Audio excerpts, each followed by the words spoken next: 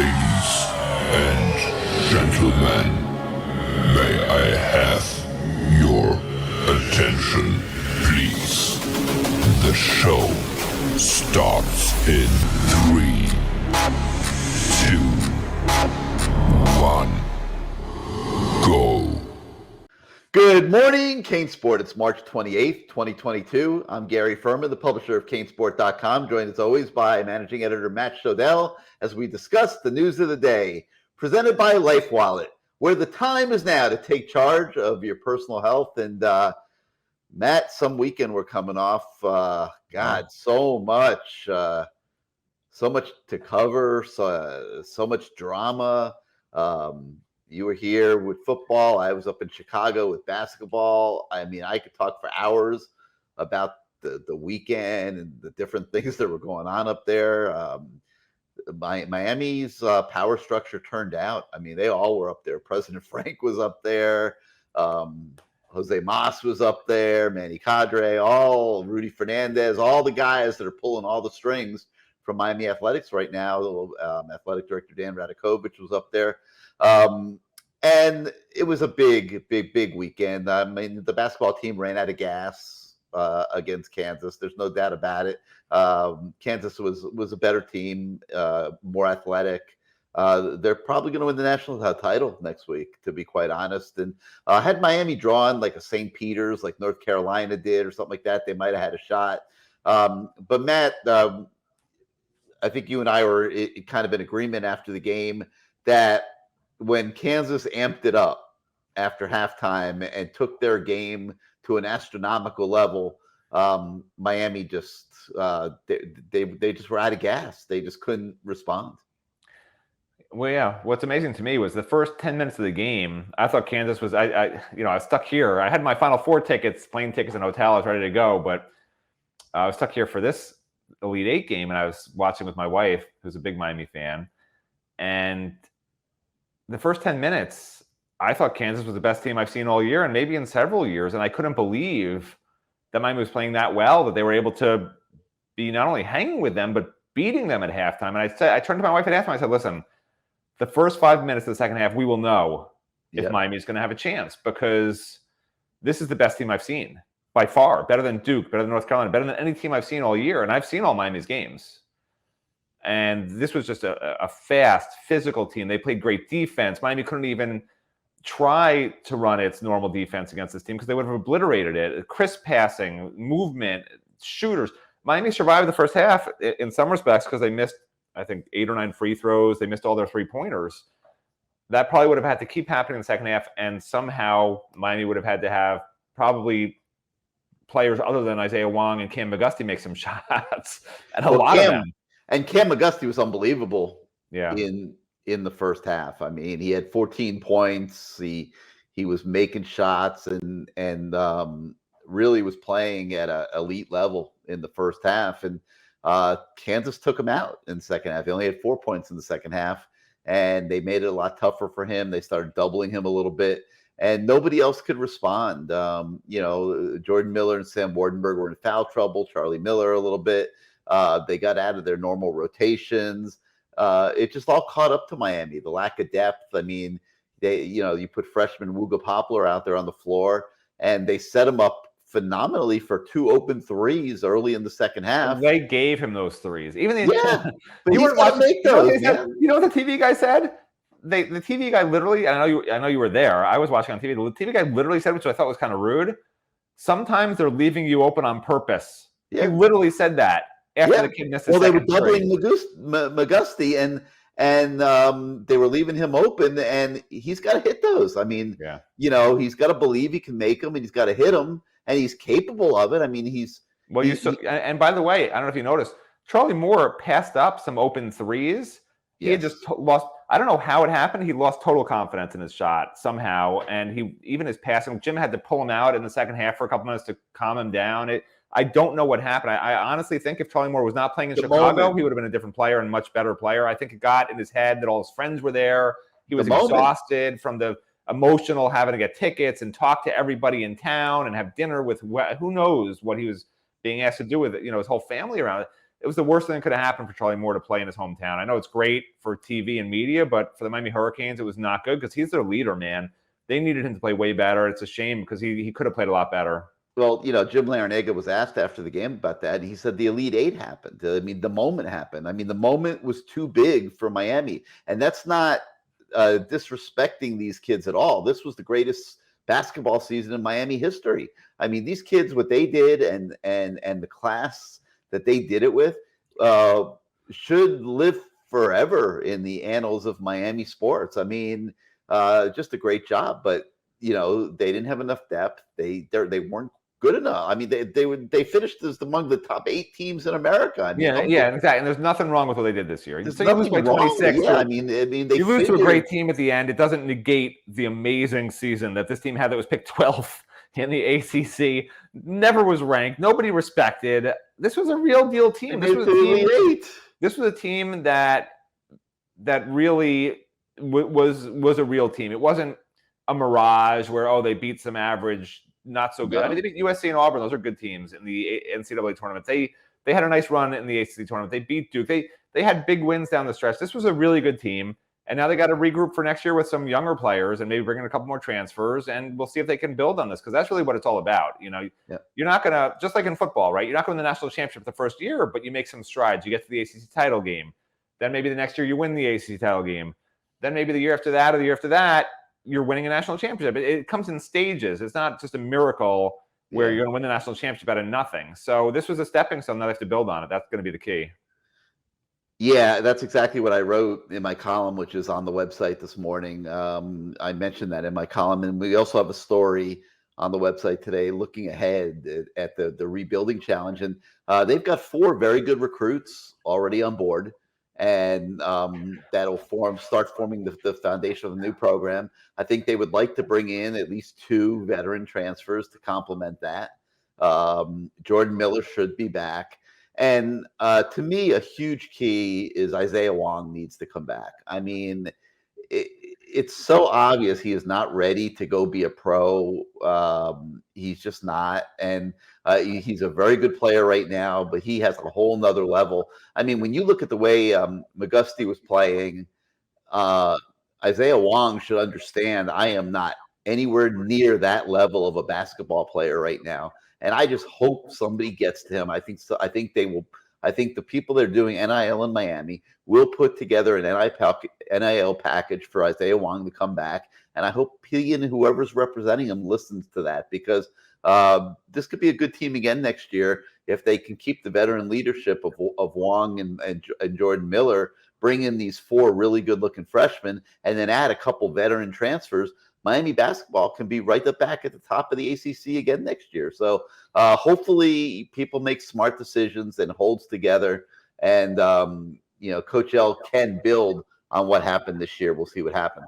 An amazing story I did want to tell, since Life Wallet is one of our sponsors on this show, that I thought was really cool is John Ruiz and Life Wallet basically bought about 125 tickets for random fans, and we're flying fans to Chicago to come to the game yesterday, or people within driving distance. He was giving them and their kids tickets to come to the game. And, stuff like that is what it's all about, man. It's like just sharing the experience with as many people as possible. Not everybody can afford to do it by themselves and whatever. And I thought it was really nice of John Ruiz to do that. So wanted to give him and Life Wallet a little bit of an extra shout out on today's show for the generosity that they put on display up there in Chicago. All right. So lots of basketball coverage on the site from the weekend. So for those of you that didn't get a chance to watch the game or read it yet, you can catch up on all that. But so much more went on. The Mario Cristobal, the football program, had a really good coaches clinic with Jimmy Johnson, Ed Orgeron among the coaches that were a part of it. And all the reviews we heard on that, Matt, were spectacular. And then, of course, they had spring practice on Saturday. And so after the spring session, we had a really good interview with Mario Cristobal. That's still on the website. If you missed that, urge you to see that story. Mario seems very encouraged by what's going on out at spring practice, Matt. I think he likes the work ethic of the kids. He understands that they're still deficient in some areas. But after 6 practices, it sounds like they've installed a ton of their new systems. And he stressed the fact that they're trying to figure out what they're good at right now. Yeah, look, they also added the UCLA defensive end transfer. That'll be a big deal. So to me, spring's as much about deficiencies as it is finding out what you have, which I guess sort of is the same thing. Because after the spring, there's going to be a ton more people going to the transfer portal from all different schools, and some may leave Miami when they realize, hey, I'm not going to be a first or second teamer. Maybe I'll have a better chance somewhere else. So it's not just them getting people; they'll have to jettison some people. They're already 4 over the limit as it is right now. So I posted on the message board yesterday morning because I updated the depth chart and was looking at the scholarship eligibility numbers we have on the site. Just sort of go through it and see where we're at. And I think that at the end of the day, they're going to realize that.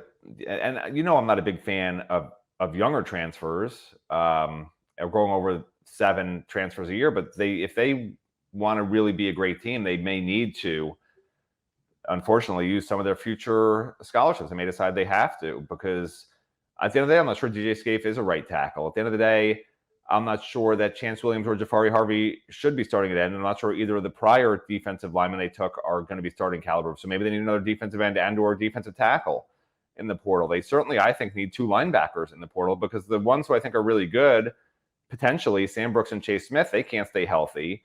They've been using Wayman Steed and the same 2 starting linebackers as last year, or actually the same 3 if you use, including Gil Frierson as the new star position. And that was a really weak position last year. And you could say, oh, they're going to make huge strides with new coaches and a new system, but at the end of the day, they're still who they are. They're not the most physical, fastest guys out there. They sort of know what they're doing and they sort of make some plays, but they're not difference makers to me. So there needs to be a thorough evaluation after these 15 practices. I think that's really the most important thing that I see. So if he's encouraged, great. But I think he also recognizes there's a lot of holes in this roster, and he has to figure out, hey, do I mortgage a little bit of the future in getting maybe those extra 4 or 5 recruits in the next 2 cycles in order to get 4 or 5 transfers in after this spring, so we can, like we talked about, they need to have momentum. Because, I've changed my mind a little bit on the whole numbers thing, only because talking to so many recruits this spring, they want to see Miami win now. And if they're going to lose a lot of top kids, if they're going to struggle this season, with these kids not understanding that this isn't about one season. It just seems, I talked to all 4 American Heritage kids who were here on the weekend, for instance. I talked to all 4 of them. They all want to see the team win a lot of games this year. And what you don't want to have happen, and they're all announcing on signing day, and what you don't want to have happen is have the team lose 4 or 5 games. There's all this outside noise again, like what's going on? We paid all this money. We should get immediate returns, because that's the way society is nowadays. That's just the expectation. So maybe you do have to mortgage some of the future for now, because that sort of protects the future. And it's a shame, because in a perfect world, you don't use those scholarships. You save them for 2023 and 2024 and 2025. So you can take 25 to 32 kids every single one of those years and just get rid of the guys who shouldn't be on the team anymore. That's the way the numbers work now, but they're not going to be able to do that, I don't think. All right, so mentioned Mario Cristobal. We got a story with him on the website. Also spoke to Tyler Van Dyke, Leonard Taylor this weekend. We got updates with them. And Tyler Van Dyke talked a little bit about the progress he's making in the new offense. And he seems pretty encouraged by what's going on in spring practice, Matt. Yeah, he looks really, really good. The first couple of practices, you couldn't tell the difference with him or Jake. But ever since then, the last couple you could. Oh yeah, he's the real deal, man. I mean, every throw is on a line. He just looks poised. He knows what's going on. He seems happy with the offensive line, which honestly to me is the most concerning part of the offense. And I don't know if nobody ever says, oh, my offensive line's bad, or oh, we really are struggling. But the fact that he said, I don't think we would have given up a sack today on Saturday in 11-11, that's encouraging. I don't think he made that up. Now, maybe the defensive line's that bad. That's the other problem with the spring. You don't know. It's funny because fans are always like, oh, my gosh. We know it's not that good. Whenever like so-and-so, Leonard Taylor got 3 sacks in the scrimmage, he's going to be amazing. Well, maybe your offensive guard sucks. Like that's the problem with spring. You just don't really know what you have. So maybe the offensive line looks really good because the defensive line sucks right now. Maybe we know the second team offensive line is not real good. Yeah, we've seen them be awful. We know the defensive line is very average. Leonard Taylor's going to probably be good, but he's got a ways to go still. He's still developing. They don't have a defensive end that can rush the passer. We know that. That's where Mitchell Agood comes in. We'll talk about him in a minute, the transfer from UCLA. But, the fact that they're still adding, you see what they're adding. They're adding a pass rushing defensive end because that's what they need. And getting him just made them better. And, so a lot of work still be done, Matt, but at least there seems to be a positive vibe coming out of Green Tree. The coaches are working the kids hard. Yeah, the practices are 100%, 180 degree, 100% or 180 degrees. Is that the same really thing? are. I don't know. But 180 degree turnaround, or you could say 360, but 360 you're just back where you started. So I don't think that makes sense. So I'm going to go with 180 degree difference from a year ago. It's a massive energy difference. Recruits notice it when they're out there. High school coaches I've talked to have been out there notice it. I notice it. You notice it. And now it just has to translate into the fall and beyond. And look, in total honesty, I think it's a natural instinct to, when there's a coaching change, talk about, oh, this is so much better. I mean, there's no doubt about that. Okay. But I think this is legit. I mean, Matt and I, we both feel like we see a difference out there on the practice field. And I understand the mindset that Mario Cristobal is trying to instill in the program, top to bottom, and obviously in the players. And everybody you talk to that's out of practice that knows what they're talking about will say the same thing that Matt and I are saying, that it's a whole different world, much better coaches, much better teaching taking place.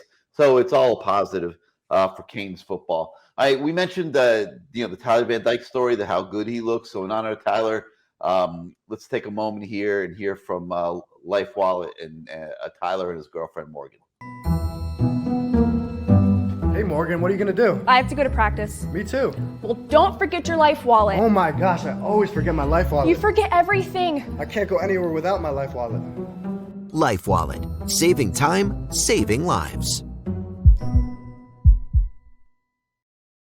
All right, let's talk a little bit, Matt, about recruiting, because there was a lot of, it's just kind of amazing. Somebody messaged me the other day and said to me, does Miami have any visitors coming this week? And I just laughed. It's like, it is a constant flow of players marching through Canes football headquarters in Coral Gables. It's like, you can't, you need a scorecard every day. It is just endless. Recruit after recruit after recruit. Some are coming in advance, some you don't know are coming in advance. But it is endless what is going on recruiting-wise in this program right now. We mentioned a couple times already on this show that Miami got a commitment from a transfer defensive end from UCLA, Mitchell Agood. And this is huge, Matt, even though he's a one-year loaner, because like we talked about, the Canes need help on the defensive line. They need help at defensive end. This is a guy that will get in the rotation with Jafari Harvey, Chance Williams, probably be the better of the three, quite frankly, and just make Miami better at that position. Even though with Jason Taylor, they're working really hard, and Rod Wright and Coach Salavea, they're working really hard at trying to teach these guys better technique, better pass rushing skills, using their hands better, things like that, to help them become better players. But I don't know, Matt, that any of those guys that were at that position are impact level guys. And Mitchell Agood may or may not be, but if he's the best guy at that position, which I will predict that he will be, it makes the football team better. Yeah, I don't think he's going to be Jalen Phillips or anything like that, but he'll be good enough. And we had a good inside look at what made his decision. And this is what makes the Miami coaches so effective at what they do, because they recognize every recruit's different. And in the case of Mitchell, what really sold him wasn't Mario Cristobal or any of the other stuff. He's a one and done. He needs to make his money in 1 year. And I don't know if Miami set him up with it, but however it worked out, he wound up hanging out with Jalen Phillips and Quincy Roche. And that's what sold him. He saw these two guys who were in the same situation he's in, They had to make a life decision for if they want to make money in the NFL, they had to pick a program. And they both picked Miami, and it worked out for both of them. And they both explained to him why they picked Miami, why it worked out at Miami, and why it probably will work out for him also. And that's really, talking to him, that's really the main reason he picked Miami. Sometimes it's going to be Mario Cristobal's personality winning a kid over, but they recognize, we have the kid here for 2 days for an official visit. We don't need to spend 24/7 with him. It might be more effective if, hey, he tells us he wants to go spend some time with Jalen Phillips. Great. Quincy Roche's going to be there. Great. Spend as much time as you want. Let us know when you're back, whatever. This is a staff that understands it's not all about sell. It's about let a young man sort of breathe on a visit. A lot of these past coaching staffs at Miami, they just want commitments.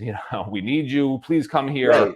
That's not what it's about. The kids are looking for where they feel they can flourish. And from their perspective, Miami used to just sell like, we need you so bad here. We need the kid, the recruits now, they don't care. Yeah, everyone needs me. It's what are you going to do for me? How are you going to coach me? How am I going to make money in the NFL? How am I going to pass my classes? All the things that matter, this coaching staff has identified, and that was personified by them saying, hey, go on off campus, do your thing, man. Have fun with those two guys. Spend as much time as you want with them. And when you come back, we'll show you more of our program. We don't need you here for 48 hours. We'll take you here for 44 hours, So, yeah. All right. So, we got that story, and then a whole lot of other recruiting stuff that went on. A defensive tackle from Alabama, Connor Knight, he had a 2-day visit. 5-star defensive lineman Samuel Mpemba, who was probably going to visit. That's your guy. He was probably going to visit, according to Matt Shodell. I predicted, he did visit. And he told me he was probably going to do an interview with me, and he did. It's a miracle. Yep. And so we've got an update on that one. And by the way, I want to clarify something, okay? Because this grated me. We got a DM. Somebody sent you a DM congratulating you and saying, make sure you rub it in Matt's face. You predicted, Gary Ferman, that Miami, the first team to 70, would win in not the Elite Eight, but in the Sweet 16 game. And what was their total? Right, 70 to 56. but watch the tape back, my friend, whoever sent that DM, because I disagreed with Gary, not because he said the first team to 70, but because I said there's no way Iowa State is scoring 70. They barely get to 40 in some games. That was my point. So, yes, it looked on paper, it looked like Gary Ferman won, but in actuality, as usual, Matt Shodell won. Okay, whatever. I want to make sure that was clarified on the record. All right. But now that you took us back to basketball, I'm taking us back to recruiting. Yeah, go ahead. A 2024 defensive end, Jonathan Eccles from IMG, he visited Saturday. We have a story on that. Cardinal Gibbons quarterback Dylan Rizek, he's still hoping for an offer. I don't know if he'll ever get it, but he was back down there. His brother's a walk-on on the team. And by the way, how great is it that they're treating a recruit who doesn't have an offer just as importantly as anyone who does? You don't know what's going to happen. This kid might explode in his senior season. You don't know. And they're treating him like family down here. He was blown away. He had the best time. He spent. Or maybe he decides to come as a walk-on like his brother. Who knows? Well, he's not. He's not going to be a walk. He's already got Michigan State's offer. He's got a million offers. Yeah, I know. Not a million, but double-digit offers. But the fact that he spent hours with Frank Ponce. He came, I think before practice and sat down with coaches. The whole thing. I love the way they're recruiting. I love it. Program is being run first class now, man. It's a whole different deal. I mean, but we knew that this would be the case, Matt. I mean, I was pushing for Mario to get this job for 3 years, 4 years, 5 years. I mean, I knew that this is what Miami needed. And, it's funny, up in Chicago this weekend, I had a chance to have a brief conversation with Jose Mas, who really was the catalyst behind getting all this together. I mean, the deal with Mario is a very complex deal. I mean, it just is. It's, the Miami had to really step up, and to get Mario to come from Oregon to take this on had to do a lot of things. And the guy that really was the catalyst behind getting it all done was Jose Mas, behind the scenes, not looking for any bows, probably was annoyed, quite frankly, that I revealed during the process that he was involved and was a primary player in getting it done. That's just not how he operates. He likes to do things quietly, and he's not showy or anything like that. And I thanked him. I said, listen, like, we're obviously covering everything, but thank you for taking an interest, and yeah, like obviously it would have been nice if somebody had done what Jose Mas did now 15 years ago, but they didn't.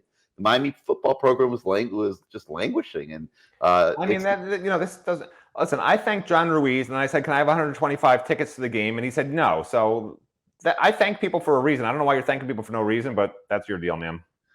No, man. I mean, give credit where credit is due, and this is a whole different world now, and hopefully it shows up on the field this fall. We'll see how many games they win. The results may not be immediate, but I don't think there's anybody that's close to the program, and I'll include myself in that doesn't see where this is potentially, or no, I'm not even going to say potentially. I'm going to use the word that Matt Shodell hates. Oh, don't use the word. Don't use the word. Here it comes, baby.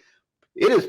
I could see where this is probably going. Okay, and I like it, and it's going to be a fun ride, and everything's being done first class now. So everything's good with Miami football. You got recruits coming in, some other guys that came in this weekend that I didn't even mention yet. Nathaniel Joseph, the wide receiver that's supposed to be going to Clemson.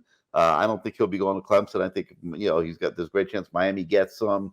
Robert Stafford, Isaiah Nixon, Monroe Field. Actually, Robert Stafford, he's coming April 2nd. He had to switch it up at the last second, but yeah, the other then my notes are off. Let me scratch that one off. But anyway, the bottom line is a lot of recruits are passing through every single day, and it also this weekend included the group from American Heritage, Brandon Innes, Mark Fletcher, Damon Fagan, Damari Brown. These kids are engaged, and Miami is trying to get them all to come together. And it's not Miami; they want to go together. All of them except for Brown. Yeah. I think Fletcher, Innes, and Fagan are pretty locked in. They're going to pick the same school. Brown is, 50-50, but he's got family ties to the program. He very well may wind up in Miami also. But yeah, I mean, there's a couple of interesting interviews with those Heritage kids who were all here together on Thursday. And, just so you guys know, so what we do is we try to get sort of more in-depth interviews because there's so many kids visiting, and we could do these quick 1-minute hitters, text the kid, hey, send me what do you think of the visit, whatever, and just write these nonsense stories. Oh, the kid had a great time, he loved practice, whatever. And that's why sometimes these kids visit on Thursday, but I like to get more time with them. Sometimes they can talk on Sundays. During the week, they're super busy. And so whenever we can get these, I call them kids. It's because I'm 95 years old, okay? I apologize. I know people hate it when I say kids. These young men, we try to get a little more insight than just your run-of-the-mill stories, because the fact is these kids, these high-profile recruits, they have so many stories written on them that you have to try to find something a little bit unique or different. And I thought it was really interesting what they were saying about playing with each other. They played in high school together. They want to keep playing in college together. Yeah. And they have a lot of offers in common. I think Miami has a really good chance of getting all four of them. And if you get those 4 kids from Heritage, that starts the snowball of Heritage to Miami, Heritage to Miami. You make that program a pipeline, like remember what Northwestern was, it never worked out so well to Miami. This is a different animal. Like these Heritage kids, if you can get 3 to 5 of them every cycle, odds are 1 or 2 of them will be a first-round NFL pick a few years later. And then you fill in with the rest of the class and you're rolling, man. Yeah. So it's huge. You got to get these kids. They're all waiting till signing day. And I actually spoke to Brandon Innes about this for a while, because he had originally told me way back when, I've met him in person several times, one of the nicest kids you'll ever meet. And I said, I remember you told me you wanted to sort of do an earlier commitment so you can start recruiting for whatever program it is and really get it going. And he did try to commit at one point and then change his mind. But he and the Heritage kids basically have a pact now. They're waiting until signing day. They want to have the grand unveiling and have the whole process and go through the whole thing. And it is what it is. One of them told me they already have one of them said I already have a pretty good idea where he's going. That particular recruit has a pretty good idea where he's going, which probably means the others might also, but I don't want to push it. There's so much time left. And that's why before I was saying Miami's got to win games. Got to win games. All of them said the same thing. We want to see Miami win. If Miami's going out with us, they have to win this season. That's why I've changed my mind a little bit on this whole transfer portal thing, because I didn't realize, I thought they could get away with 3 or 4 losses. I'm not sure they can and get the same recruits that they need, because this is just the mindset of the recruit now. And it's unfortunate. And I underestimated it. I figured a new coaching staff, you don't need to win 10 games your first year. It's a little ridiculous to demand that. But if that's what these recruits want and need, then that's what you got to do. All right, and last but not least, and certainly not to be forgotten, the Canes baseball team had a big weekend. They swept North Carolina So congrats to those guys for doing a great job this weekend. All right, so that's going to do it today for Good Morning CaneSport. Hope you guys all have a good start to your week. For Matt Shodell, I'm Gary Ferman. We thank you for joining us, and we'll see you again tomorrow morning. Have a great day, everybody.